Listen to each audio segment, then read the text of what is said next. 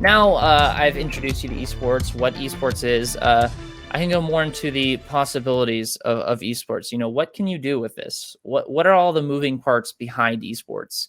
How can you actually have a career? Why should you even worry about, studying esports management in college? Stuff like that. Behind the scenes, what goes on? What are all these lights? What are all these introductions to the players? What is that, right? You have video producers. Obviously, not only can they, just film the event like any other event would, but they do intros for the players. When you see NFL players, or a lot of colleges will do this, when the football team's going out, they have a little hype video that a player does on the screen, and they're trying to get the crowd pumped, trying to get the crowd to make noise. That's video production, right? So going beyond that, setting up and managing equipment.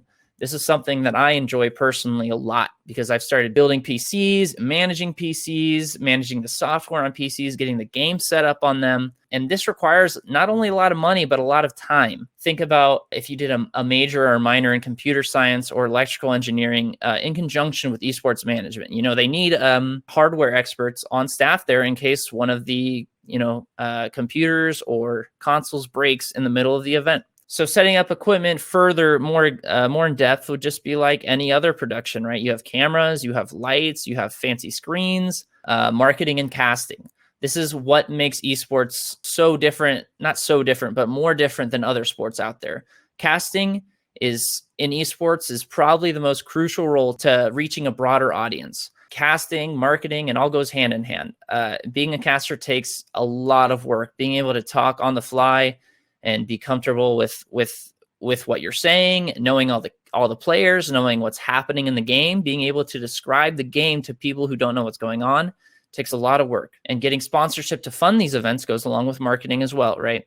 The peak viewership at esports events sometimes reaches millions now. My favorite two casters actually for the Call of Duty League, Joe Merck DeLuca and Clint Maven Evans. And what the quotations in the middle is kind of their what's called a gamer tag. So these guys build brands so well that they're actually known for their gamer tags rather than their real names, which is why branding and building a brand is so important for this industry to get far. And speaking of branding, it's not just at a corporate level, right? It's individual too, like my two favorite casters right there.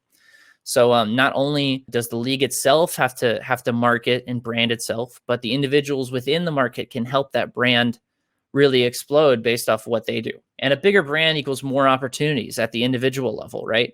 So these two casters, if they don't have these huge brands, maybe they don't get the job. Maybe it goes to somebody else. In an esports movement, or just any business in general, right? If you have more followers, more following, more people enjoy your presence more, basically, then you have more opportunities, right? It's all about connections and stuff like that.